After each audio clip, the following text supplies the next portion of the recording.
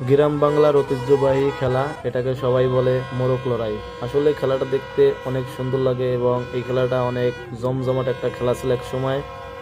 এখনকার মানুষ খুবই কম খেলে। এই মোরগ লড়াইয়ে খুবই হাড্ডাহাড্ডি হয়, যে শেষ পর্যন্ত টিকে থাকবে সেই ফার্স্ট হবে। খুবই চমৎকার একটা খেলা এবং অসাধারণ।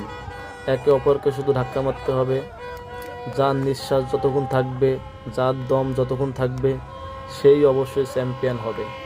আপনারা দেখতে থাকুন এই খেলাটি। খুবই সুন্দর একটি খেলা এবং মোরগ লড়াই খেলাটি শক্তির প্রয়োজন আছে। যার শরীরে শক্তি কম সে আসলেই পারবে না। এই খেলাটায় সম্পূর্ণ শক্তির একটা প্রয়োজন, অবশ্যই শক্তির প্রয়োজন। সবথেকে বড় কথা হলো ট্যালেন্ট।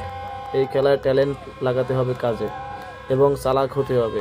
কিভাবে এড়িয়ে চলা যায় সেই চিন্তা করতে হবে। তবে হ্যাঁ, এই খেলায় বারবার পাও চেঞ্জ করা যাবে না। বারবার পাও চেঞ্জ করলে তাহলে সমস্যা আছে।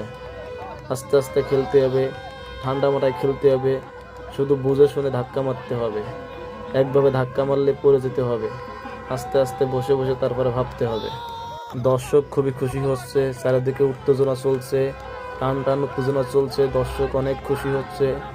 আমরা দেখতেছি, সুন্দরভাবে অনুভব করতেছি। এরকম একটা ঐতিহ্যবাহী খেলা আমাদের কোম্পানি আয়োজন করেছে, তার জন্য আমরা অনেক খুশি হয়েছি। খেলাটা আসলে দেখতে যতটা সুন্দর, উপভোগ করতে আরও সুন্দর। পাল্টাপাল্টি ধাওয়া চলতেছে, এই প্রতিপক্ষ পড়ে গেছে। এখন দুইজন মাঠে চলতেছে, দেখা যাক দুইজনের মধ্যে কে চ্যাম্পিয়ন হয়। হাড্ডাহাড্ডি চলতেছে, পাও তো চেঞ্জ করলে তো সমস্যা। এই উত্তেজনা চলতেছে। মোরগ আর হলো সিংহ, এটা কখনো হয় না। দুর্দান্ত খেলাটা চলতেছে। এখানে চলতেছে হলো বাঘ আর সিংহর লড়াই।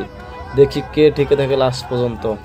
অবশ্যই এখানে চ্যাম্পিয়ন একজন আছে, দেখা যাক কে টিকে থাকে লাস্ট পজিশনে।